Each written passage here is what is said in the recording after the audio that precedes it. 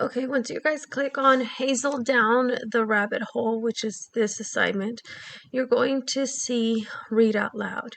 If you want it to read out loud to you and you just listen to the story, you want to select this choice. If you want to write something, highlight something that may have caught your interest, this is something you want to use.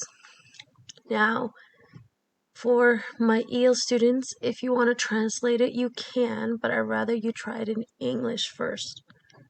Okay, so there's activities you're going to do, and then the font sizes. You can do it really big, which is the biggest it goes, the medium, or I guess the in between, a little smaller if you want it really small.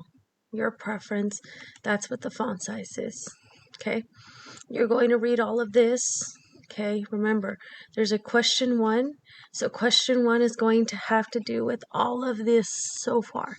Once you're finished, you're going to select question one, and then you're going to answer the questions. So for example, you have question 1 out of 7, and then these are the stars. If you answer it correctly, you'll get a star.